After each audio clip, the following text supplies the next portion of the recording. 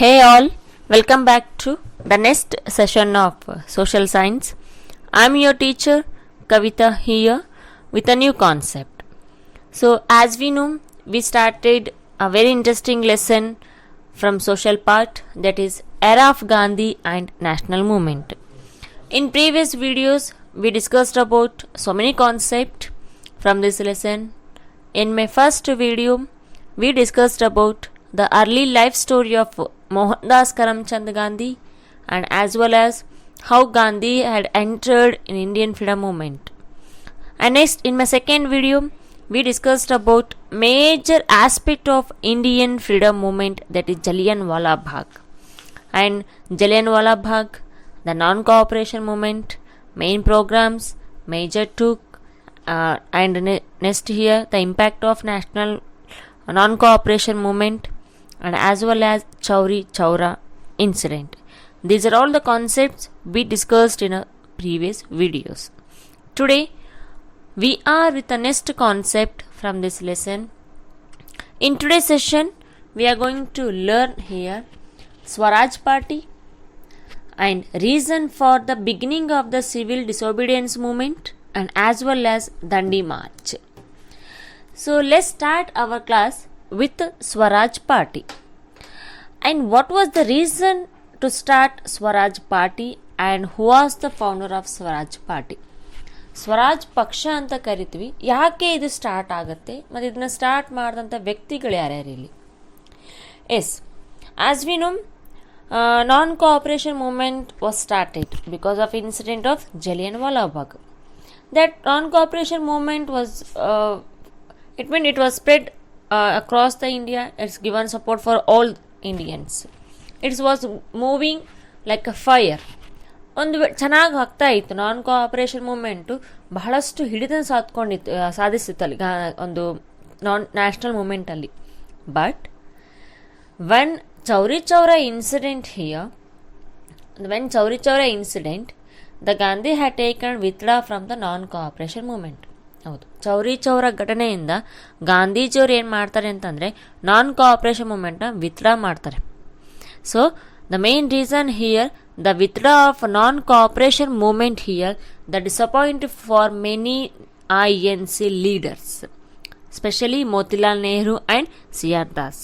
ಆ ನಾನ್ cooperation movement ಅಂದರೆ ಅಸಹಕಾರ ಚಳುವಳಿಯಿಂದ ಹಿಂದಕ್ಕೆ ಬರ್ತಾರೆ ಗಾಂಧೀಜಿಯವರು. ಆ ಒಂದು ಚಳುವಳಿನ ಹಿಂದಕ್ಕೆ ತಗೊತಾರೆ, ನೆಕ್ಸ್ಟ್ ಮಾಡೋದಿಲ್ಲ. ಆ ಒಂದು ಡಿಸಿಷನಿಂದ ಬಹಳಷ್ಟು ಜನರಿಗೆ ಇಲ್ಲಿ ನಿರಾಸೆ ಆಗುತ್ತೆ. Because it was a disappointment for many INC leaders. So that here Motilal Nehru and C.R. Das advocate the withdrawal of boycott of legislative assembly and re-enter the system again. ಅಸಹಕಾರ ಚಳುವಳಿಯಲ್ಲಿ ಮೋತಿಲಾಲ್ ನೆಹರು ಮತ್ತು C.R. ದಾಸ್ ಅವರು legislative ಅಸೆಂಬ್ಲಿನ completely boycott ಮಾಡ್ತಾರೆ. But ಇಲ್ಲೇನಾಗುತ್ತೆ ಅಂತಂದರೆ ಮಹಾತ್ಮ ಗಾಂಧಿಯವರು ನಾನ್ cooperation ಮೂವ್ಮೆಂಟ್ನ ಹಿಂದಕ್ಕೆ ತೊಗೊಂಡಿದ್ದಕ್ಕಾಗಿ ಅವ್ರು ಮತ್ತೊಮ್ಮೆ ಏನು ಮಾಡ್ತಾರೆ ಅಂತಂತಂದರೆ ಇಲ್ಲಿ ಶಾಸನ ಸಭೆಗಳನ್ನ ಬಹಿಷ್ಕರಿಸುವುದನ್ನು ಕೊನೆಗೊಳಿಸಿ ಮತ್ತೆ ಅದಕ್ಕೆ ಪ್ರವೇಶ ಕೊಡ್ತಾರೆ ಇಲ್ಲಿ. So the withdraw of boycott, Motilal Nehru and C.R. Das advocated the withdraw of boycott of legislative assembly and re-enter system again. ಅಲ್ಲಿ ಮುಂಚೆ ಏನು ಮಾಡಿದ್ದಾರೆ, boycott of legislative assembly, C.R. Das ಮತ್ತು ಮೋತಿಲಾಲ್ ನೆಹರು ಇವರಿಬ್ಬರು ಏನು ಮಾಡ್ತಾರೆ ಅಂತಂದರೆ ಶಾಸನ ಸಭೆಗಳನ್ನ ಬಹಿಷ್ಕರಿಸಿರ್ತಾರೆ ಇಲ್ಲಿ ನಾನ್ ಕೋಆಪರೇಷನ್ ಮೂವ್ಮೆಂಟಲ್ಲಿ. ಆದರೆ ಈ ಒಂದು ಗಾಂಧೀಜಿಯವರ ಒಂದು ಡಿಸಿಷನಿಂದ ಮತ್ತೆ ಅದನ್ನು ಕೊನೆಗೊಳಿಸಿ ಮತ್ತೆ ಎಂಟ್ರಿ ಕೊಡ್ತಾರೆ. ಇಲ್ಲಿ ಶಾಸನ ಸಭೆಗೆ ಮತ್ತೊಮ್ಮೆ ಎಂಟ್ರಿ ಕೊಡ್ತಾರೆ ಅಂತ ಹೇಳ್ಬೋದು. ಆ ಎಂಟ್ರಿ ಮಾಡೋದ್ರಿಂದ ಕಲಾಪಗಳಿಗೆ ಅಡ್ಡಿ ಮಾಡೋದು, it like the proposed to enter the legislative assembly and create impediments in the session. ಕಲಾಪ ಮಾಡೋ ಟೈಮಲ್ಲಿ ಅಡ್ಡಿ ಆಗೋದು, ಈ ಥರ ಮಾಡ್ತಾ ಹೋಗ್ತಾರೆ. This they argued would further strength national movement. ಈ ಥರ ಮಾಡೋದ್ರಿಂದ ಸ್ವತಂತ್ರ ಚಳುವಳಿಗೆ ಇನ್ನಷ್ಟು ಗಟ್ಟಿಗೊಳಿಸುತ್ತದೆ ಎಂದು ಇವರ ವಾದ ಆಗಿತ್ತು. ಓಕೆನಾ. Next here Swaraj party was found in the year 1923 by Motilal Nehru and C.R. Das. Swaraj party was found in the year 1923 by Motilal Nehru and C.R. Das. 1923ರಲ್ಲಿ C.R. ದಾಸ್ ಮತ್ತು ಮೋತಿಲಾಲ್ ನೆಹರು ಅವರು ಸ್ವರಾಜ್ ಪಾರ್ಟಿಯನ್ನು ಸ್ಟಾರ್ಟ್ ಮಾಡ್ತಾ ಹೋಗ್ತಾರೆ. In this same year they also obtained permission to participate in the election when the Congress National Convention was held in Delhi under the chairmanship of Abdul Kalam Azad. ಇದೇ ಒಂದು ಸಂದರ್ಭದಲ್ಲಿ ಏನಾಗುತ್ತೆ ಅಂತಂತಂದರೆ ಇಲ್ಲಿ ಅದೇ ವರ್ಷ ನಡೆದಂತಹ ಒಂದು ಕಾಂಗ್ರೆಸ್ ಒಂದು ಅಧಿವೇಶನದಲ್ಲಿ ಅಂದರೆ ಅಬ್ದುಲ್ ಕಲಾಂ ಆಜಾದ್ ಅವರ ಅಧ್ಯಕ್ಷತೆಯಲ್ಲಿ ದೆಹಲಿಯಲ್ಲಿ ನಡೆದಂಥ ಕಾಂಗ್ರೆಸ್ ಅಧಿವೇಶನದಲ್ಲಿ ಸ್ವರಾಜ್ ಪಾರ್ಟಿಯವರು ಚುನಾವಣೆಯಲ್ಲಿ ಸ್ಪರ್ಧಿಸಲು ಒಪ್ಪಿಗೆಯನ್ನು ಪಡೆಯಲಾಯಿತು. In the same year they also obtained permission to participate in the election when the Congress National Convention was held in Delhi under the chairmanship of Abdul Kalam Azad. Abdul Kalam Azad ಅವರ ಅಧ್ಯಕ್ಷತೆಯಲ್ಲಿ ನಡೆದಂಥ ಕಾಂಗ್ರೆಸ್ ಸಮ್ಮೇಳನದಲ್ಲಿ ಅವರು ಚುನಾವಣೆಯಲ್ಲಿ ಸ್ಪರ್ಧಿಸಲು ಒಪ್ಪಿಗೆಯನ್ನು ಕೊಡ್ತಾರೆ. During that time here election started in November 1923 ನವೆಂಬರಲ್ಲಿ ಚುನಾವಣೆಗಳು ನಡೀತಾ ಹೋಗ್ತವೆ. Swaraj party won 42 seats out of 101 seats available. ಇರೋ 101 ಸ್ಥಾನಗಳಲ್ಲಿ 42 ಸ್ಥಾನಗಳನ್ನ ಸ್ವರಾಜ್ ಪಾರ್ಟಿಯವರು ಗೆಲ್ತಾರೆ ಇಲ್ಲಿ. ಸೊ ಸ್ಟಾರ್ಟ್ ಆಗಿದ್ದು 1923 ಸ್ಟಾರ್ಟ್ ಆಗುತ್ತೆ. ಅದೇ ಸೇಮ್ ಇರಲ್ಲ ಅಂತ ಕಾಂಗ್ರೆಸ್ ಅಧಿವೇಶನ ನಡೀತಾ ಸಮ್ಮೇಳನ ನಡೆಯುತ್ತೆ ಇಲ್ಲಿ ದೆಹಲಿಯಲ್ಲಿ. ಯಾರ ಅಧ್ಯಕ್ಷತೆಯಲ್ಲಿ? ಮೌಲಾನ್ ಅಬ್ದುಲ್ ಕಲಾಂ ಆಜಾದ್. ಸೊ ಅಬ್ದುಲ್ ಕಲಾಂ ಆಜಾದ್ ಅವರ ಅಧ್ಯಕ್ಷತೆಯಲ್ಲಿ ನಡೆಯುತ್ತೆ. ಸ್ವರಾಜ್ ಪಾರ್ಟಿಯವರು ಪರ್ಮಿಷನ್ ತಗೊತಾರೆ ಚುನಾವಣೆ ಭಾಗವಹಿಸಲು. ಸೊ ಪರ್ಮಿಷನ್ ಗ್ರಾಂಟೆಡ್ ಆಗುತ್ತೆ. During that time the election was held in the year 1923 in November. Out of 101 seats Swaraj party won 42 seats. 101 ಸ್ಥಾನಗಳ ಪೈಕಿ 42 ಸ್ಥಾನಗಳನ್ನ ಸ್ವರಾಜ್ ಪಾರ್ಟಿಯವರು ಗೆಲ್ತಾರೆ ಅಂತ ಹೇಳ್ಬೋದು. This is the concept Swaraj party. Next move on. Reasons for the beginning of civil disobedience movement. ನಾಗರಿಕ ಕಾಯ್ದೆ ಭಂಗ ಚಳುವಳಿ ಆರಂಭವಾಗಲು ಕಾರಣವಾದ ಸನ್ನಿವೇಶಗಳಂತ ನಾವು ಕನ್ನಡದಲ್ಲಿ ಕರಿತೀವಿ. Here the British government had appointed Simon commission in the year 1927. British ಸರ್ಕಾರದವ್ರು ಏನು ಮಾಡ್ತಾರೆ ಅಂತಂದರೆ ಸೈಮನ್ ಕಮಿಷನ್ 1927ರಲ್ಲಿ ಏನು ಮಾಡ್ತಾರೆ ಅಂದರೆ ಒಂದು ನೇಮಕ ಮಾಡ್ತಾರೆ. The British government appointed Simon commission in 1927. So the commission was supposed to study about the effects of government of India act 1919. ಈ 1919ನಲ್ಲಿ ಜಾರಿಗೊಂಡಂತಹ ಭಾರತ ಸರ್ಕಾರ ಕಾಯ್ದೆಯ ಒಂದು ಅನುಷ್ಠಾನ ಮತ್ತು ಅದರ ಪರಿಣಾಮಗಳನ್ನು ವಿಮರ್ಶಿಸುವ ಸಲುವಾಗಿ ಒಂದು ಸೈಮನ್ ಕಮಿಷನ್ ಭಾರತಕ್ಕೆ ಬರುತ್ತೆ ಇಲ್ಲಿ. So British appointed Simon commission because to study about effects of government of India act 1919. ನಿಮ್ಗೆ ನೆನಪಿದೆ 1919ನಲ್ಲಿ ಯಾವ ಆ್ಯಕ್ಟ್ ಬರುತ್ತೆ ಅಂದರೆ ಮಾಂಟೆಗೋ ಚೇಮ್ಸ್ಫೋರ್ಡ್ ಆ್ಯಕ್ಟ್ ಬರುತ್ತೆ. ಅದರ ಪರಿಣಾಮವನ್ನು ವಿಮರ್ಶಿಸಲು ಅದ್ರ ಬಗ್ಗೆ ಸ್ಟಡಿ ಮಾಡಲು ಸೈಮನ್ ಕಮಿಷನ್ ಬರುತ್ತೆ ಇಲ್ಲಿ. So the Simon commission arrived in India on February 3rd, 1928. It was appointed in the year 1927. Simon Commission arrived in India on February 3, 1928. The commission witnessed the wide protest with the slogan "Simon go back." ಇಲ್ಲೇನಾಗುತ್ತೆ ಅಂದರೆ ಭಾರತದಲ್ಲಿ ಒಂದು ಘೋಷಣೆ start ಆಗುತ್ತೆ, ಒಂದು statement ಆಗುತ್ತೆ. ಇದು ವ್ಯಾಪಕವಾಗಿ ವಿರೋಧ ಆಗುತ್ತೆ. ಏನಂದರೆ ಭಾರತಕ್ಕೆ ಬಂದ ಸೈಮನ್ ಕಮಿಷನಲ್ಲಿ ಸೈಮನ್ ಗೋ ಬ್ಯಾಕ್ ಎಂಬ ಘೋಷಣೆಯಿಂದ ಬಹಳಷ್ಟು ಅಪೋಸ್ ಮಾಡುತ್ತೆ ಅಂತ ಹೇಳ್ಬೋದು.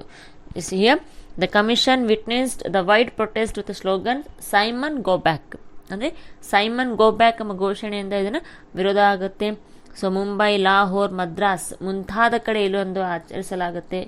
So during the because like bundas and hartals were organized in different places like Bombay, Lahore and Madras. During this time, Lal Lajpat Rai died when the protesters were lathi charged in Lahore. ಈ ಒಂದು ಸಂದರ್ಭದಲ್ಲಿ ನಡೆದಂಥ ಹೋರಾಟದ ಸಂದರ್ಭದಲ್ಲಿ ಲಾಹೋರ್ನಲ್ಲಿ ಲಜಪತ್ ರಾಯ್ ಅವರ ಮೇಲೆ ಲಾಠಿ charge ಮಾಡಿದ ಕಾರಣ ಅವರು ಮರಣ ಹೊಂತಾರೆ. So during this time here Lal Lajpat Rai died when the protesters were lathi charge in ಲಾಹೋರಲ್ಲಿ ನಡೆದಂಥ ಲಾಠಿ ಚಾರ್ಜ್ ಮೇಲೆ ಲಾಲ್ ಲಜಪತ್ ರಾಯ್ ಮೇಲೆ ಆಗುತ್ತೆ. ಆ ಒಂದು ಕಾರಣದಿಂದ ಅವರು ಮರಣ ಹೊಂದುತ್ತಾರೆ. So this is became more struggle in India. ಇದರಿಂದ ಏನಾಗುತ್ತೆ ಅಂದರೆ ಭಾರತದಲ್ಲಿ ರಾಷ್ಟ್ರೀಯ ಹೋರಾಟ ಇನ್ನೂ ಜಾಸ್ತಿ ಆಗ್ತಾ ಬರುತ್ತೆ ಇಲ್ಲಿ. ಸೊ ಯಾವಾಗೆಲ್ಲ ಆ ಲಜಪತ್ ರಾಯ್ ಮೇಲೆ ಒಂದು ಲಾಠಿ ಚಾರ್ಜ್ ಆಗುತ್ತೆ, ಆ ಲಾಠಿ ಚಾರ್ಜ್ ಮಾಡಿದ್ದಕ್ಕಾಗಿ ಅವರು ನಿಧನರಾಗ್ತಾರೆ. ಆ ಒಂದು ಇನ್ಸಿಡೆಂಟ್ ಭಾರತದಲ್ಲಿ ತೀವ್ರತೆ ಆಗುತ್ತೆ, ಜಾಸ್ತಿ ಆಗ್ತಾ ಬರುತ್ತೆ ಇಲ್ಲಿ. So later on here the British government put forth and indirect challenge to Indians.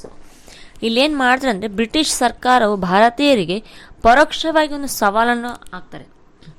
British government had given indirect challenge for Indians.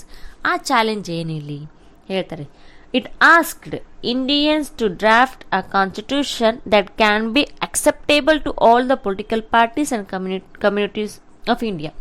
ಏನು ಮಾಡ್ತಾರೆ ಅಂದರೆ ಎಲ್ಲ ರಾಜಕೀಯ ಪಕ್ಷಗಳಿಗೆ ಮತ್ತು ಸಮುದಾಯಗಳಿಗೆ ಒಪ್ಪುವಾಗೆ ಸಂವಿಧಾನವೊಂದನ್ನು ರೂಪಿಸುವ ವಿಷಯಕ್ಕೆ ಸಂಬಂಧಿಸಿದ ವರದಿಯನ್ನು ಸಿದ್ಧಪಡಿಸಬೇಕು ಅಂತೇಳಿ ಸವಾಲಾಗ್ತದೆ. ಇದನ್ನೆಲ್ಲರೂ ಅಕ್ಸೆಪ್ಟ್ ಮಾಡಬೇಕಂದ್ರೆ it asked Indians to draft a constitution that can be acceptable to all the Indians, all the political parties and all the communities of India. ಇದನ್ನೆಲ್ಲರೂ ದೇಶದ ಎಲ್ಲ ಸಮುದಾಯದವರು, ಎಲ್ಲ ಪಕ್ಷದವರು ಒಪ್ಪುವ ಹಾಗೆ ಸಂವಿಧಾನವನ್ನು ರೂಪಿಸಬೇಕು ಅಂತೇಳಿ ಚಾಲೆಂಜ್ ಮಾಡ್ತಾರೆ. ಯಾರು ಮಾಡ್ತಾರೆ? ಬ್ರಿಟಿಷ್ ಮಾಡ್ತಾರೆ. This challenge was accepted by committee headed by Motilal Nehru. ಈ ಚಾಲೆಂಜನ್ನು ಯಾರು ಅಕ್ಸೆಪ್ಟ್ ಮಾಡ್ತಾರೆ ಅಂತಂದರೆ ಮೋತಿಲಾಲ್ ನೆಹರು ಅವರು ಅಕ್ಸೆಪ್ಟ್ ಮಾಡ್ತಾರೆ. ಈ ಟೇಬಲ್ ಒಂದು ರಿಪೋರ್ಟ್ನ ರೆಡಿ ಮಾಡ್ತಾರೆ. Even Gandhi also had appreciated this work done by Nehru committee. ಇವ್ರ ಚಾಲೆಂಜನ್ನು ಯಾರು ಅಕ್ಸೆಪ್ಟ್ ಮಾಡ್ಕೊತಾರೆ? ಮೋತಿಲಾಲ್ ನೆಹರು ಅವ್ರು ಅಕ್ಸೆಪ್ಟ್ ಮಾಡ್ಕೊತಾರೆ. ಅವ್ರು ಮಾಡಿದಂಥ ರಿಪೋರ್ಟನ್ನ ಇಲ್ಲಿ ಯಾರು ಅಪ್ರಿಷಿಯೇಟ್ ಮಾಡ್ತಾರೆ? ಗಾಂಧಿ ಅವರು ಅಪ್ರಿಷಿಯೇಟ್ ಮಾಡ್ತಾರೆ. Even Gandhi also had appreciated the work done by Nehru committee. The Nehru reported advocated for dominion status for India along with the internal federal structure. ಇದರಲ್ಲಿ ಏನಾಗುತ್ತೆ ಅಂತಂದರೆ 1928 ಮೋತಿಲಾಲ್ ನೆಹರು ಅವರು ಒಂದು ರಿಪೋರ್ಟ್ ರೆಡಿ ಮಾಡ್ತಾರೆ. ನೆಹರು ರಿಪೋರ್ಟ್ ಅಂತ ಹೇಳ್ತಾರೆ 1920. ಇವರು ಏನು ಮಾಡ್ತಾರೆ ಅಂತಂದರೆ ನೆಹರು ವರದಿಯಲ್ಲಿ ಭಾರತಕ್ಕೆ ಡೊಮಿನಿಯನ್ ಸ್ಟೇಟಸ್ ಜೊತೆಗೆ ಫೆಡ್ರಲ್ ರಾಜ್ಯ ವ್ಯವಸ್ಥೆಯನ್ನು ಕೊಡುವಂಥ ರೀತಿಯಲ್ಲಿ ಒಂದು ಕಮಿಟಿ ರೆಡಿ ಮಾಡ್ತಾರೆ. So the Nehru report is there here dominion status for India along with the internal federal structure, and as well as it recommended the abolition of separate constituency reserved for minority. Yes, ನಾವು ನೋಡಿದ್ವಿ ನಾವಿಲ್ಲಿ ಇದರಲ್ಲಿ ಅಂತಂತಂದರೆ ಇಲ್ಲಿ Minto ಮಾರ್ಲೆ ಅವರ ಒಂದು ಇದರಲ್ಲಿ ನೋಡಿದ್ವಿ ನಾವು, ಸಪ್ರೇಟ್ ಎಲೆಕ್ಟ್ರೋ ಕಾಲೇಜ್ ಕೊಡ್ತಾರೆ ಬೇರೆಯವ್ರಿಗೆ, ಮೈನಾರಿಟಿ ಅವರಿಗೆ. ಅದನ್ನು ತೆಗೆದು ಹಾಕ್ತಾರೆ ಇರೋರಲ್ಲಿ. ಓಕೆನಾ? ಅಂದರೆ ಸಪ್ರೇಟ್ ಕ್ಷೇತ್ರ ಯಾರಿಗೆ ಕೊಡ್ತಾರೆ? ಅವರು ಅಲ್ಪಸಂಖ್ಯಾತರಿಗಿದ್ದ ಪ್ರತ್ಯೇಕ ಮತಕ್ಷೇತ್ರ ಕೂಡ ತೆಗೆದು ಹಾಕ್ತಾರೆ. In the committee here recommended the abolition of separate constituency reserved for minority, creation of language-based regions out of the British India, ensuring human rights to India, and the implementation of a democratic tradition. Many other recommendations were given in the report. ಆ ಇಡೀ ನೆಹರು ರಿಪೋರ್ಟಲ್ಲಿ ಭಾರತಕ್ಕೆ ಸಂಬಂಧಪಡುವಂಥ ಎಲ್ಲ ಅಂಶಗಳನ್ನ ಬರೀತಾರೆ ಅವರು. ಅಂದರೆ ಅಲ್ಪಸಂಖ್ಯಾತರಿಗಿದ್ದ ಮತಕ್ಷೇತ್ರನ ಕೂಡ ಕೊನೆ ಆಗಬೇಕು, ಬ್ರಿಟಿಷ್ ಪ್ರಾಂತ್ಯಗಳನ್ನು ಭಾಷಾವಾರ ಪ್ರಾಂತ್ಯಗಳಿಗೆ ವಿಂಗಡಣೆ ಮಾಡಬೇಕು, ಭಾರತೀಯರಿಗೆ ಮೂಲಭೂತ ಹಕ್ಕುಗಳನ್ನು ಕೊಡಬೇಕು, ಆಮೇಲೆ ಪ್ರಜಾಪ್ರಭುತ್ವ ವ್ಯವಸ್ಥೆನ ತರಬೇಕು ಅಂತೇಳಿ ಮುಂತಾದ ಅಂಶಗಳನ್ನ ನೆಹರು ಅವರು ರಿಪೋರ್ಟಲ್ಲಿ ಮೆನ್ಷನ್ ಮಾಡ್ತಾರೆ. And the later on here the labour the Democrat and later the Labour Prime Minister of England, that is Ramsay McDonald ಅವ್ರು ಏನು ಮಾಡ್ತಾರೆ ಅಂತಂದರೆ, ನಂತರ ಬ್ರಿಟಿಷ್ ಲೇಬರ್ ಪಕ್ಷದ ಪ್ರಧಾನಿ ರಾಮ್ಸೆ ಮ್ಯಾಕ್ಡೊನಾಲ್ಡ್ ವೈಸರಾಯ ಲಾರ್ಡ್ ಇರ್ವಿನ್ ಅವ್ರ ಜೊತೆ ಮಾತುಕತೆ ನಡೆಸಿ ಭಾರತಕ್ಕೆ ಡೊಮಿನಿಯನ್ ಸ್ಟೇಟಸ್ ನೀಡುವುದನ್ನು ಪರಿಶೀಲಿಸುವುದಾಗಿ ಘೋಷಿಸ್ತಾರೆ. ಇಲ್ಲಿ here that labour party prime minister that is Ramsay McDonald and as well as Viceroy Irwin. So Prime Minister and Viceroy had discussed about a lot of things to provide dominion status to India would be considered at the earliest. ಅಂದರೆ ಭಾರತಕ್ಕೆ dominion status ನೀಡಬೇಕು ಅಂತೇಳಿ ಪರಿಶೀಲನೆ ಆಗುತ್ತೆ. ಯಾರ್ಯಾರ ನಡುವೆ ಆಗುತ್ತೆ? Prime minister of England, that is Ramsay McDonald and as well as Lord Irwin. And the later on here, the major important elements took in the year 1929. ಆ ನಂತರ ಏನಾಗುತ್ತೆ ಅಂತಂದರೆ ಮತ್ತೊಂದು ಬದಲಾವಣೆ ಏನಾಗುತ್ತೆ ಅಂತಂದರೆ ಇಲ್ಲಿ in Lahore Congress session under the president of Jawaharlal Nehru adopted here demanding of total independence. 1929 Lahore Congress ಅಧಿವೇಶನದಲ್ಲಿ ನಡೆದಂತಹ ಒಂದು ಮಹತ್ವದ ಬದಲಾವಣೆ ಏನು ಅಂತಂದರೆ ಸಂಪೂರ್ಣ ಇಂಡಿಪೆಂಡೆನ್ಸ್ ಬೇಕು ಅಂತಂದರೆ demanding of total independence. 1921 Lahore Congress ಅಧಿವೇಶನ ಸಮಾವೇಶಗೊಳ್ಳುತ್ತೆ. ಈ ಸಮಾವೇಶದಲ್ಲಿ ಭಾರತೀಯ ರಾಷ್ಟ್ರೀಯ ಹೋರಾಟಕ್ಕೆ ಮತ್ತಷ್ಟು ಒಂದು ತೀವ್ರತೆ ತಂದುಕೊಡುತ್ತೆ. ಇಲ್ಲಿ ಅಲ್ಲೇನಾಗುತ್ತೆ ಅಂತ ಹೇಳಿದ್ರೆ ಅಂತಂದರೆ ಇಲ್ಲಿ ಸೊ ಪೂರ್ಣ Swaraj main important here. Purna Swaraj January 26, 1930 was declared as the Indian independence date. ಇಲ್ಲಿ ಹೇಳ್ತಾರೆ ಇಲ್ಲಿ ಪೂರ್ಣ Swaraj 1929 Lahore Congress session under the president of Jawaharlal Nehru declared Purna Swaraj in the year 1930 and January 26th. ಅಂದರೆ 1929 ಏನಾಗುತ್ತೆ ಪೂರ್ಣ ಸ್ವರಾಜ್ ಆಗಬೇಕು ಅಂತ ಹೇಳ್ತಾರೆ. In the next year 1930 January 26th year Purna Swaraj Purna Swaraj was celebrating all over India. ಅಂದರೆ 1930 ಜನವರಿ 26ರಂದು ಸ್ವತಂತ್ರ ದಿನವೆಂದು ಘೋಷಿಸಲಾಗುತ್ತೆ. ಪೂರ್ಣ ಸ್ವರಾಜ್ಯನ ಅಂಗೀಕರಿಸಲಾಗುತ್ತೆ ಅಂತ ಹೇಳ್ಬೋದು. ಸೊ ಅಂದರೆ 1929ನಲ್ಲಿ ಅಲ್ಲಿ ಡಿಮ್ಯಾಂಡ್ ಆಗುತ್ತೆ. 1930ಯಲ್ಲಿ ಪೂರ್ಣ ಸ್ವರಾಜ್ ಅಂತೇಳಿ ಸೆಲೆಬ್ರೇಟ್ ಮಾಡ್ತಾರೆ ಇಲ್ಲಿ all over India. So this convention authorities Gandhi's to hold civil disobedience protest march. ಇಲ್ಲೇನಾಗುತ್ತೆ ಅಂತಂದರೆ ಇಲ್ಲಿ ಈ ಅಧಿವೇಶನವು ಬ್ರಿಟಿಷರ ವಿರುದ್ಧ ಹಮ್ಮಿಕೊಳ್ಳಲಾಗುವ ಕಾನೂನುಭಂಗ ಚಳುವಳಿ ಪೂರ್ಣ ಜವಾಬ್ದಾರಿನ ಗಾಂಧೀಜಿಯವರಿಗೆ ವಹಿಸಿತು. ಅಂದರೆ ಈ ಅಧಿವೇಶನದಲ್ಲಿ ಕಂಪ್ಲೀಟ್ ಒಂದು ಲೀಡರ್ಶಿಪ್ ಯಾರಿಗೆ ಹೋಗುತ್ತೆ, ಇಲ್ಲಿ ಗಾಂಧೀಜಿಯವ್ರಿಗೆ ಹೋಗುತ್ತೆ. This memorable our Indian constitution came into force on January 26, 1950. ಅಂದರೆ ಪೂರ್ಣ ಸ್ವರಾಜಲ್ಲಿ ಆಗುತ್ತೆ ಯಾವಾಗ January 26, 1930 ಆಗುತ್ತೆ. Through over the nation was celebrating Purna Swaraj. That memorable day, our Indian constitution came into force on January 26th, 1950. This is about reason for the beginning of civil disobedience movement. And the next move on, another important event during the national freedom struggle, that is Dandi March. ದಂಡಿ ಚಳುವಳಿ ಅಂತ ಹೇಳ್ತೀವಿ ನಾವಿಲ್ಲಿ, ಸವಿನಯ ಕಾನೂನು ಭಂಗ ಚಳುವಳಿ ಅಂತ ಹೇಳ್ತೀವಿ ನಾವಿಲ್ಲಿ. In the year 1930, the working committee of the Congress met Sabarmati Ashrama and passed a resolution to hold civil disobedience under the leadership of Gandhiji. 1930 ಫೆಬ್ರವರಿಯಲ್ಲಿ ಏನಾಗುತ್ತೆ ಅಂದರೆ ಕಾಂಗ್ರೆಸ್ ಕಾರ್ಯಕಾರಿ ಸಮಿತಿಯ ಒಂದು ಸಾಬರಮತಿಯಲ್ಲಿ ಸಭೆ ಸೇರ್ತಾರೆ. ಅಂದರೆ ಸಾಬರಮತಿ ಆಶ್ರಮದಲ್ಲಿ ಒಂದು ಮೀಟಿಂಗ್ ಮಾಡ್ತಾರೆ, ಕಾನೂನು ಭಂಗ ಚಳುವಳಿಯನ್ನು ಹಮ್ಮಿಕೊಳ್ಳುವ ಬಗ್ಗೆ ಅಂತ ಹೇಳ್ತಾರೆ. ಯಾರೋ ಒಂದು ಅಧ್ಯಕ್ಷತೆಯಲ್ಲಿ, ಗಾಂಧೀಜಿಯವರ ಅಧ್ಯಕ್ಷತೆಯಲ್ಲಿ ಮಾಡ್ತಾರೆ. The Sabarmati Ashram under the leadership of M.K. Gandhi. Gandhi wrote a letter to the viceroy putting forward 11 points. ಗಾಂಧೀಜಿಯವರು ಏನು ಮಾಡ್ತಾರೆ ಅಂದರೆ 11 ಅಂಶಗಳ ಬೇಡಿಕೆಗಳ ಪತ್ರವನ್ನು ವೈಸರಾಯಿಗೆ ಬರೀತಾರೆ. 11 ಅಂಶಗಳು. ಎಷ್ಟು ಅಂಶಗಳು? 11 ಅಂಶಗಳು. 11 points to the viceroy. In case the government does not accepted these demands, ಒಂದು ವೇಳೆ ಗಾಂಧೀಜಿಯವರು ಬರೆದಂಥ 11 ಅಂಶಗಳೇನಾದರೂ ಗೌರ್ನಮೆಂಟ್ ಒಪ್ಕೊಳ್ಳಿಲ್ಲ ಅಂತಂದರೆ, in case the government does not accepted these demand, the people would stop paying tax and also start civil disobedience movement all over India.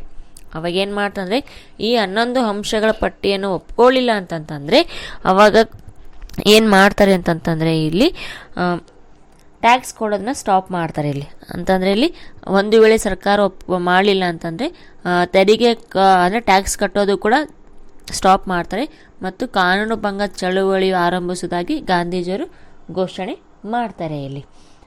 So same here as the viceroy rejected the demands. ಅವಾಗ ಏನು ಮಾಡ್ತಾರೆ, viceroy ಅವರು ಈ ಒಂದು ಡಿಮ್ಯಾಂಡ್ನ reject ಮಾಡ್ತಾರೆ. Gandhiji declared on March 12, 1930 that would walk with the followers up to Dandi on the coast of Gujarat. ಹೇಳ್ತಾರೆ, ಒಂದು ವೇಳೆ ವೈಸರಾಯ್ ಅವರು ಈ ಒಂದು 11 ಪಾಯಿಂಟ್ಸ್ ಏನಾದರೂ ಒಪ್ಕೊಳ್ಳಿಲ್ಲ ಅಂತಂದರೆ ನಾವು ಚಳುವಳಿ ಮಾಡ್ತೀವಿ ಅಂತ ಹೇಳ್ತಾರೆ. So as it is viceroy ಏನು ಮಾಡ್ತಾರೆ, ರಿಜೆಕ್ಟ್ ಮಾಡ್ತಾರೆ. As the viceroy rejected this demand, Later on, Gandhiji declared on March 12, 1930, he would have walked with the followers up to Dandi on the coast of Gujarat.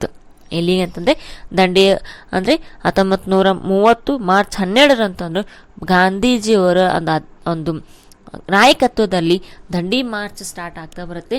ಎಲ್ಲಿಯವರೆಗೆ ಅಂತಂತಂದರೆ ಇದೆಲ್ಲಿಯೋ ತಲುಪುತ್ತೆ ಅಂತಂದರೆ April 6 Gandhi ದಂಡಿಯನ್ನು ತಲುಪ್ತಾರೆ. ಅಂದರೆ ಸಾಬರಮತಿ ಆಶ್ರಮದಿಂದ ದಂಡಿಯವರೆಗೆ ಈ ಒಂದು ಚಳವಳಿ ಆಗುತ್ತೆ ಅಂತ ಹೇಳ್ಬೋದು. Around 375 kilometre Gandhi had covered. Gujarat ಕಡಲೆತ್ತಿರ ದಂಡೆಯವರೆಗೆ ಸುಮಾರು 375 ಕಿಲೋಮೀಟರ್ ದೂರವನ್ನು ಮಾಡ್ತಾರೆ. ಈ covered 375 kilometre. And later on April 6 ಏನಾಗುತ್ತೆ ಅಂತಂದರೆ ಇಲ್ಲಿ ಏಪ್ರಿಲ್ 6ರಂದು ಗಾಂಧಿ ದಂಡಿಯನ್ನು ತಲುಪಿ ಬ್ರಿಟಿಷರು ಹೇರಿದ ದಂಡಿಯಲ್ಲಿ ಉಪ್ಪನ್ನು ತಯಾರಿಸುವ ಮೂಲಕ ಉಪ್ಪಿನ ಕಾನೂನು ಮುರಿದರು ಅಂತ ಹೇಳ್ಬೋದು ನಾವಿಲ್ಲಿ. So Gandhi covered 375 kilometre on foot and reach Dandi. He broke the law by holding the fistful salt without paying the tax with the British had lived on salt. ಗಾಂಧೀಜಿಯರು ಏನು ಮಾಡ್ತಾರೆ ಅಂತಂದರೆ ಏಪ್ರಿಲ್ 6ರಂದು ದಂಡಿಯನ್ನು ತಲುಪಿಬಿಟ್ಟು ಬ್ರಿಟಿಷರು ಹೇರಿದ ದಂಡಿಯಲ್ಲಿ ಉಪ್ಪನ್ನು ತಯಾರಿಸುವ ಮೂಲಕ ಉಪ್ಪನ್ನು ತಯಾರಿಸುವ ಮೂಲಕ ಉಪ್ಪಿನ ಕಾನೂನು ಭಂಗವನ್ನು ಮುರಿತ ಅಂತ ಹೇಳ್ಬೋದು. During this time here charkha and spinning wheel became the more famous during the march. Dandi ಮಾರ್ಚಲ್ಲಿ ಚರಕ ಮತ್ತು ಏನಂತಂದರೆ ಅಲ್ಲಿ ಏನಂದು ಸ್ಪಿನ್ನಿಂಗ್ ವೀಲ್ ಚರಕ ಈ ಚಳವಳಿ ಬಹಳಷ್ಟು ಪ್ರಸಿದ್ಧ ಆಗುತ್ತೆ. Along with the Gandhi's thousands of people participated in the salt satyagraha. ಈ ಉಪ್ಪಿನ ಸತ್ಯಾಗ್ರಹದಲ್ಲಿ ಬಹಳಷ್ಟು ಜನ ಪಾರ್ಟಿಸಿಪೇಟ್ ಮಾಡ್ತಾರೆ. After this national movement week was observed from April 6 to 13th. ಇಲ್ಲೇನಾಗುತ್ತೆ ಅಂತಂದರೆ ಇಲ್ಲಿ ಉಪ್ಪಿನ ಸತ್ಯಾಗ್ರಹದಲ್ಲಿ thousands of people participated in the salt movement salt satyagraha. Later on April 6 and 13th ಈ ಒಂದು ರಾಷ್ಟ್ರೀಯ ಚಳವಳಿ ಸಪ್ತಾಹನ ಆಚರಿಸ್ತಾರೆ ಅಂತ ಹೇಳ್ಬೋದು. Many leaders like along with the Gandhi many leaders had participated in Dandi march. For like Vijayalakshmi Pandit, Kamala Nehru, Vallabhbhai Patel, Rajagopalachari, Babu Rajendra Prasad and many other leaders who had participated with Gandhi in Dandi march and also they are arrested. ಅಂದರೆ ಈ ಒಂದು ಪಾರ್ಟಿಸಿಪೇಟ್ ಮಾಡಿಬಿಟ್ಟು ಅವರು ಗಾಂಧಿ ಜೊತೆ ಇವರೆಲ್ಲ ನಾಯಕರು ಕೂಡ ಪಾರ್ಟಿಸಿಪೇಟ್ ಮಾಡ್ತಾರೆ. ನಂತರ ಇವರೆಲ್ಲರನ್ನ ಬಂಧಿಸ್ತಾರೆ ಬ್ರಿಟಿಷರು. ಲೇಟರ್ ಆನ್ ಈ ಒಂದು movement had become spread all over India. So this is about Dandi march. And the next here the major important took during Indian freedom movement that is round table conference. ದುಂಡು ಮೇಜರ ಸಮ್ಮೇಳನ ಅಂತ ಕರಿತೀವಿ ನಾವಿಲ್ಲಿ. ಈ ಭಾರತ ಸ್ವತಂತ್ರ ಚಳುವಳಿಯಲ್ಲಿ ಆದಂಥ ಒಂದು ಮೇಜರ್ ಟುಕ್ ಯಾವುದು ಅಂತಂದರೆ that is round table conference. ದುಂಡು ಮೇಜರ ಸಮ್ಮೇಳನ ಅಂತ ಹೇಳ್ತೀವಿ. Round table conference was held at London in the from 1930 to 1932. The round table conference was held at England. The major development during the Indian freedom movement, that is round table conference. Here a meeting of Indian legislative representatives was held at London in 1930. This we call the first round table conference. First round table conference ellagutte andre London ellagutte in the year 1930. The meeting conveyed the message that government alone cannot take measures and ignore the Indians. ಈ ಮೀಟಿಂಗಲ್ಲಿ ಏನಾಗುತ್ತೆ ಅಂತಂದರೆ ಇದರಿಂದ ಭಾರತೀಯರನ್ನು ಹೊರತುಪಡಿಸಿ ಸರ್ಕಾರ ಏಕಮುಖವಾಗಿ ನಿರ್ಧಾರಗಳನ್ನು ತೆಗೆದುಕೊಳ್ಳಲು ಸಾಧ್ಯವಿಲ್ಲ ವ್ಯಕ್ತವಾಯಿತು. By the first round table conference it come to known here the government cannot take measures and a decision alone. Ignore the Indians. ಭಾರತೀಯರ ನಿರಾಕರಿಸಿಬಿಟ್ಟು ಸರ್ಕಾರ ಏಕಮುಖವಾಗಿ ಅಲೋನ್ ಆಗಿ ಯಾವುದೇ ರೀತಿಯಾದ ಡಿಸಿಷನ್ನ ತೆಗೆದುಕೊಳ್ಳಲ್ಲ ಅಂತ ಹೇಳ್ಬೋದು. ಈ ಸಮಾವೇಶದಲ್ಲಿ in first session discussions about untouchabilities. ಇಲ್ಲೇನಾಗುತ್ತೆ ಅಂತಂದರೆ ಇಲ್ಲಿ for the first time representation was given to untouchable community at the conference. ಈ ಒಂದು ದುಂಡು ಮೇಜಿನ ಸಮ್ಮೇಳನದಲ್ಲಿ ಯಾರಿಗೆ ಒಂದು ಅವಕಾಶನ ಕಲ್ಪಿಸಿಕೊಡಲಾಗುತ್ತೆ ಅಂದರೆ, for the first time this round table conference has provided to chance for the representation was given to untouchable community at the conference. ಈ ಒಂದು ದುಂಡು ಮೇಜಿನ ಸಮ್ಮೇಳನದಲ್ಲಿ ಏನಾಗುತ್ತೆ ಅಂತಂದರೆ, ಈ ಒಂದು ಸಮಾವೇಶದಲ್ಲಿ ಅಸ್ಪೃಶ್ಯ ಒಂದು ಸಮುದಾಯಕ್ಕೆ ಒಂದು ಅವಕಾಶನ ಕಲ್ಪಿಸಿಕೊಡಲಾಗುತ್ತೆ. And in order to facilitate the participation of leaders, the impression leaders like Gandhi and many other Congress leaders were released from the prison.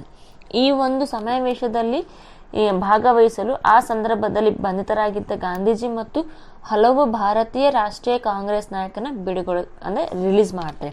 So ಇಲ್ಲೇನಾಗುತ್ತೆ ಅಂದರೆ, ಫಸ್ಟ್ ರೌಂಡ್ ಟೇಬಲ್ ಕಾನ್ಫರೆನ್ಸ್ ನಡೆಯೋ ಟೈಮಲ್ಲಿ in order to facility the participation of leaders, ಈ ಒಂದು ಸಮಾವೇಶದಲ್ಲಿ ಭಾಗವಹಿಸ್ಕೋಕ್ಕೋಸ್ಕರ many leaders were arrested in Dandi march. ದಂಡಿ ಸತ್ಯಾಗ್ರಹದಲ್ಲಿ, ಉಪ್ಪಿನ ಸತ್ಯಾಗ್ರಹದಲ್ಲಿ ಬಹಳಷ್ಟು ನಾಯಕರು ಅರೆಸ್ಟ್ ಆಗ್ತಾರೆ. ಅವರನ್ನು ಈ ಒಂದು ಇದರಲ್ಲಿ ಎಲ್ಲರನ್ನ ರಿಲೀಸ್ ಮಾಡ್ತಾರೆ. And many leaders representing various communities and kingdoms participated in the meeting, like Dr. B.R. Ambedkar and Jaikar and Muhammad Ali Jinnah, Srinivas Shastri and others. ಈ ಒಂದು ಫಸ್ಟ್ ರೌಂಡ್ ಟೇಬಲ್ ಕಾನ್ಫರೆನ್ಸಲ್ಲಿ ವಿವಿಧ ಸಮುದಾಯದ ಮುಖಂಡರುಗಳು ಭಾಗವಹಿಸ್ತಾರೆ. So in the first round table conference many leaders had participated from the different communities. For example, here Dr. B.R. Ambedkar, Jaikar and Tej Bahadur Sop, Muhammad Ali Jinnah and Srinivas Shastri and many leaders had participated in the first roundtable conference. This conference approved dominion status, responsible government and religious representation. ಈ ಒಂದು ದುಂಡು ಮೇಜಿನ ಸಮ್ಮೇಳನದಲ್ಲಿ ಆದಂಥ ಚರ್ಚೆಗಳೇನು ಅಂತಂತಂದರೆ, ಇಲ್ಲಿ dominion status and ಒಂದು ಗೌರ್ನಮೆಂಟ್ ಫಾರ್ಮ್ ಆಗೋದು ಮತ್ತು ಮತೀಯ ಪ್ರಾತಿನಿಧ್ಯಗಳ ಕುರಿತಂತೆ ಈ ಸಮಾವೇಶದಲ್ಲಿ ಸಮ್ಮತಿಸಲಾಗುತ್ತೆ. So in the first roundtable conference approved dominion status, a responsible government and religious representation. Since the Indian National Congress did not participate in the first roundtable conference, it remained is incomplete. Here many INC leaders did not participate in the first roundtable conference, so that it's completely incomplete. ಬಹಳಷ್ಟು INC leader ಅವರು ಈ ಒಂದು ಸಮ್ಮೇಳನದಲ್ಲಿ ಸಮಾವೇಶದಲ್ಲಿ ಯಾರೂ ಕೂಡ ಭಾಗವಹಿಸೋದಿಲ್ಲ. ಹಾಗಾಗಿ ಇದು ಒಂದು ಇನ್ಕಂಪ್ಲೀಟ್ ಆಗಿ ಉಳಿಯುತ್ತೆ ಅಂತ ಹೇಳ್ಬೋದು ನಾವಿಲ್ಲಿ. It's completely remind. And later on here, in order to make the round table conference success, a pact between Viceroy Irwin and Gandhiji was signed. ಅಂದರೆ ಈ ಒಂದು ಸಮಾವೇಶ ಏನಾಗುತ್ತೆ ಅಂತಂದರೆ, ಒಂದು ಯಶಸ್ವಿಗೊಳಿಸುವ ದೃಷ್ಟಿಯಿಂದ, ಬಿಕಾಸ್ ಟು ಸಕ್ಸಸ್ಫುಲ್, ಯಾಕಂದರೆ first round table conference INC leader ಯಾರೂ ಪಾರ್ಟಿಸಿಪೇಟ್ ಮಾಡೋದಿಲ್ಲ ಇಲ್ಲಿ. In order to make the round table conference a success, ಒಂದು ಸಕ್ಸಸ್ ಆಗಬೇಕು ಅಂತ ಹೇಳಿ ಅ ಪ್ಯಾಕ್ಟ್ ಬಿಟ್ವೀನ್, ಒಂದು ಒಪ್ಪಂದ ಆಗುತ್ತೆ ಇಲ್ಲಿ. ಯಾರ್ಯಾರ ನಡುವೆ ಅಂತಂದರೆ, viceroy Irwin and Gandhiji. Viceroy Irwin ಮತ್ತು ಗಾಂಧೀಜಿಯ ನಡುವೆ ಒಂದು ಒಪ್ಪಂದ ಆಗುತ್ತೆ. Generally we call Gandhi Irwin pact. ಇದನ್ನು ನಾವೇನಂತ ಕರಿತೀವಿ ಅಂತಂದರೆ, ಗಾಂಧಿ ಇರ್ವಿನ್ ಪ್ಯಾಕ್ಟ್ ಅಂತ ಕರಿತೀವಿ. So as a result, Congress stopped the civil disobedience movement and agree to participated in the second round table conference. ಈ ಒಂದು ಫಸ್ಟ್ ರೌಂಡ್ ಟೇಬಲ್ ಕಾನ್ಫರೆನ್ಸಲ್ಲಿ ಏನಾಗುತ್ತೆ ಅಂತಂದರೆ, ಯಾವಾಗ ಗಾಂಧಿ ಮತ್ತು ಇರ್ವಿನ್ ನಡುವೆ ಒಪ್ಪಂದ ಆಗುತ್ತೆ, ಅದರ ಪರಿಣಾಮವಾಗಿ ಕಾಂಗ್ರೆಸ್ ಮಾಡಿದಂಥ ಸವಿನಯ ಕಾನೂನು ಭಂಗ ಚಳವಳಿ ನಿಲ್ಲಿಸ್ತಾರೆ. So as a result of pact between Gandhi and Irwin, Congress stopped the civil disobedience movement and agree to participated in the second round table conference. So ಒಂದು ಒಪ್ಪಂದದಿಂದ ಏನಾಗುತ್ತೆ ಅಂದರೆ, ಒಂದು ಮೂಮೆಂಟ್ ಸ್ಟಾಪ್ ಆಗುತ್ತೆ ಆ್ಯಂಡ್ ಸೆಕೆಂಡ್ ರೌಂಡ್ ಟೇಬಲ್ ಕಾನ್ಫರೆನ್ಸ್ಗೆ ಪಾರ್ಟಿಸಿಪೇಟ್ ಮಾಡಲು ನಿರ್ಧರಿಸ್ತಾರೆ. And M.K. Gandhi and Dr. B.R. Ambedkar had participated in a round table conference. So even Muhammad Ali Jinnah also have participated in the first round table conference. This is about first round table conference. And the next move on, the second round table conference, it was held at London. So Ambedkar had participated in second round table conference. Here, Ambedkar had demand separate electoral constituency for untouchables.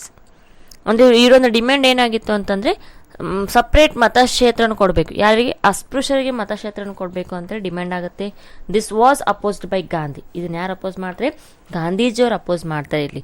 So Ambedkar had a demand to provide separate electoral constituency for untouchables, but it was opposed by M.K. Gandhi.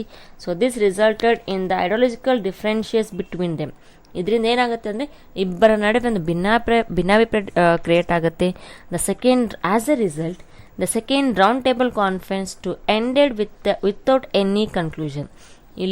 ಇಲ್ಲೇನಾಗುತ್ತೆ ಅಂತಂದರೆ ಎರಡನೇ ಒಂದು ದುಂಡು ಮೇಜಿನ ಸಮ್ಮೇಳನ ಯಾವುದೇ ರೀತಿಯಾದ ಒಂದು ಡಿಸಿಷನಿಂದ ಆಗಲ್ಲ, ಬಿಕಾಸ್ ಡಿಫ್ರೆನ್ಷಿಯಸ್ ಕ್ರಿಯೇಟ್ ಆಗುತ್ತೆ ಇಲ್ಲಿ. ಹಾಗಾಗಿ ಇದು ಕೂಡ ಒಂದು ಯಾವುದೇ ತೀರ್ಮಾನವಿಲ್ಲದೆ ಮುಕ್ತಾಯಗೊಳ್ಳುತ್ತೆ, ಎಂಡ್ ಆಗುತ್ತೆ. But the British government announce its decision to provide separate electoral constituency for the untouchabilities. But ಇಲ್ಲೇನು ಮಾಡ್ತಾರೆ ಅಂತಂದರೆ ಬ್ರಿಟಿಷರು ಸಪ್ರೇಟ್ ಒಂದು ಮತಕ್ಷೇತ್ರವನ್ನು ಕೊಡೋಕ್ಕೆ ಡಿಸೈಡ್ ಮಾಡ್ತಾರೆ, ಯಾರಿಗೆ? ಅಸ್ಪೃಶ್ಯರಿಗೆ. ಆಸ್ ಎ ರಿಸಲ್ಟ್ ಏನಾಗುತ್ತೆ ಅಂದರೆ it implemented communal award in 1932 ಆಗುತ್ತೆ. ಅಂದರೆ ಬ್ರಿಟಿಷರು ಏನು ಮಾಡ್ತಾರೆ, ಸಪ್ರೇಟ್ ಮತಕ್ಷೇತ್ರವನ್ನು ಕೊಡೋಕ್ಕೆ ಡಿಸೈಡ್ ಮಾಡ್ತಾರೆ. ಮತೀಯ ಮಸೂದೆ ಅಂತೇಳಿ 1932 ಚಾಲ್ತಿ ಆಗುತ್ತೆ. But it was opposed by M K Gandhi.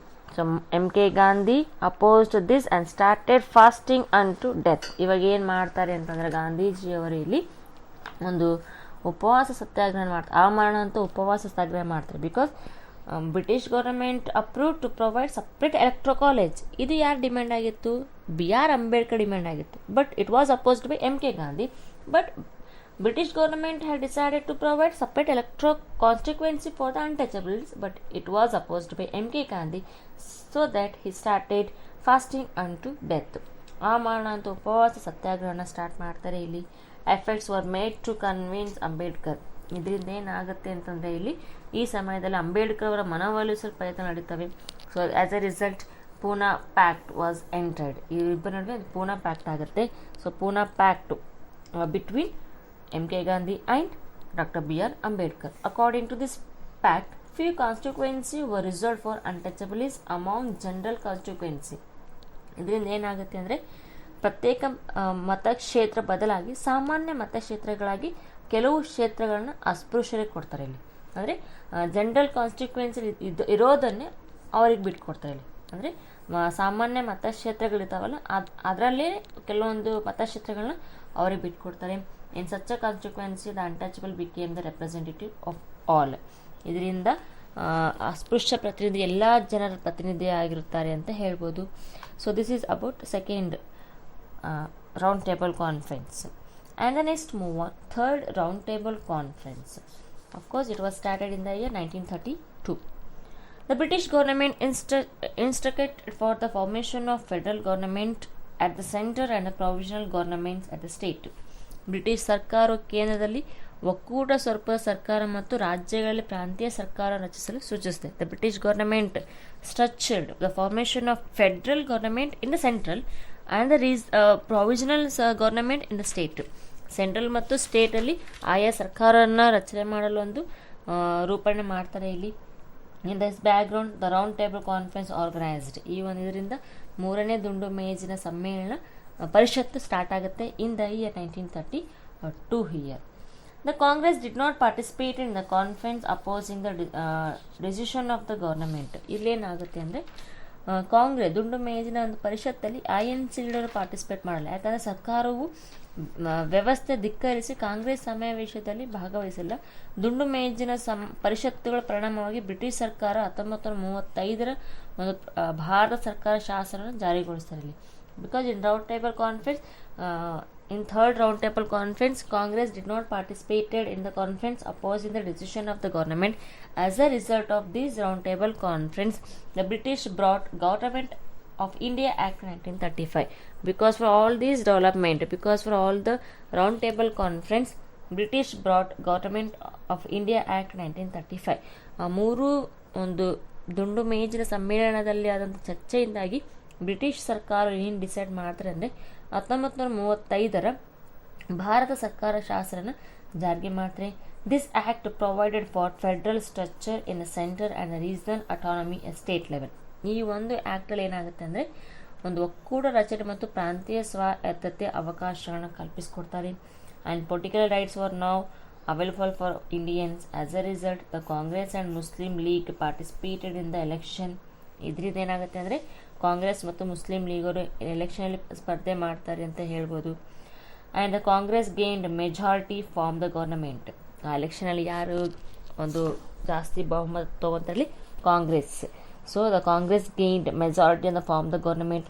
By this time, due to various political developments at Europe, the World War II had started and the Viceroy had declared in India's war against Germany. ಇಲ್ಲೇನಾಗುತ್ತೆ ಅಂತ ಹೇಳಿ ಈ ಒಂದು ಸಂದರ್ಭದಲ್ಲಿ during this time second world war started. ಈ ಒಂದು ಸಂದರ್ಭದಲ್ಲಿ ಎರಡನೇ ಮಹಾಯುದ್ಧ ಆರಂಭಗೊಳ್ಳುತ್ತೆ ಇಲ್ಲಿ ಯುರೋಪ್ನಲ್ಲಿ. ಇದರಲ್ಲಿ ಏನು ಮಾಡ್ತಾರೆ ಅಂತಂದರೆ ರಾಜಕೀಯ ಒಂದು ಪೊಲಿಟಿಕಲಿ ಒಂದು ಸಿಚುವೇಶನಿಂದ ಭಾರತದ ವೈಸರಾಯ ಏಕಪಕ್ಷೀಯವಾಗಿ ಭಾರತದ ಪರವಾಗಿ ಜರ್ಮನಿಯ ವಿರುದ್ಧ ಯುದ್ಧ ಘೋಷಿಸ್ತಾರೆ. ಭಾರತ ಪರವಾಗಿ ಜರ್ಮನಿಯ ವಿರುದ್ಧ ಯುದ್ಧ ಘೋಷಿಸ್ತಾನೆ. The Congress walk out of the cabinet opposing this decision. ಅಂದರೆ ಭಾರತ ಪರವಾಗಿ ಜರ್ಮನಿ, ಯಾಕಂದ್ರೆ ಇಂಡಿಯಾ ಪಾರ್ಟಿಸಿಪೇಟೇ ಮಾಡೋದೇ ಇಲ್ಲ. ಆದರೆ ಎದ್ರ ವಿರುದ್ಧ ಡಿಕ್ಲೇರ್ ಮಾಡ್ತಾರೆ ಬ್ರಿಟಿಷರು? ಜರ್ಮನಿ ವಿರುದ್ಧ ಡಿಕ್ಲೇರ್ ಮಾಡ್ತಾರೆ. ಇದನ್ನು ಕಾಂಗ್ರೆಸ್ ಪ್ರತಿಭಟಿಸಿ ಮಂತ್ರಿ ಮಂಡಲದಿಂದ ಹೊರಬರ್ತಾರೆ. As a result here the Congress walk out of the cabinet opposing the decision. Gandhiji declared personal satyagraha against the decision of the viceroy. ಮುಂದೇನು ಮಾಡ್ತಾರೆ ಅಂತಂದರೆ ವೈಸರಾಯ ತೀರ್ಮಾನ ವಿರೋಧಿಸಿ ಗಾಂಧೀಜಿ ವೈಯಕ್ತಿಕ ಸತ್ಯಾಗ್ರಹ ಮಾಡ್ತಾರೆ. ವೈಯಕ್ತಿಕ ತಮ್ಮ ಇಂಡಿವಿಜುವಲಾಗಿ ಒಂದು ಸತ್ಯಾಗ್ರಹನ ಸ್ಟಾರ್ಟ್ ಮಾಡಿ. Because viceroy had declared war against Germany as the support of India. ಇಂಡಿಯಾದ ಪರವಾಗಿ ಜರ್ಮನಿಯ ವಿರುದ್ಧ ಅವರು ಅಗೇನೆಸ್ಟ್ ಮಾಡ್ತಾರೆ. ಇದನ್ನು ಯಾರು ಅಪೋಸ್ ಮಾಡ್ತಾರೆ? ಗಾಂಧೀಜಿಯವರು ಅಪೋಸ್ ಮಾಡ್ತಾರೆ. ಕಾಂಗ್ರೆಸ್ ಲೀಡರ್ಸ್ ಅಪೋಸ್ ಮಾಡ್ತಾರೆ. And Gandhiji started personal satyagraha. This as a result Stafford Cripps was sent to India to mediator. ಅಂದರೆ ಈ ಒಂದು ಆಗ ಭಾರತೀಯರನ್ನು ತೃಪ್ತಿಪಡಿಸಲು ಸ್ಟಾಫೋರ್ಡ್ ಕ್ರಿಪ್ಸ್ ಅವರನ್ನು ಭಾರತಕ್ಕೆ ಕಳಿಸ್ತಾರೆ. ಬಿಕಾಸ್ ಫಾರ್ ಸಂಧಾನಕ್ಕಾಗಿ, ಅಂದರೆ ಒಂದು ಅಗ್ರಿಮೆಂಟ್ಗೋಸ್ಕರ ಕಳಿಸ್ತಾರೆ. So this is about round table conference. By this concept today we have completed our session. The major important elements we discussed in my third video. So remaining concept and major development during Indian freedom movement, that is Quit India movement, this concept we will study in the next session. Till then, keep watching the video. Thank you and have a nice day.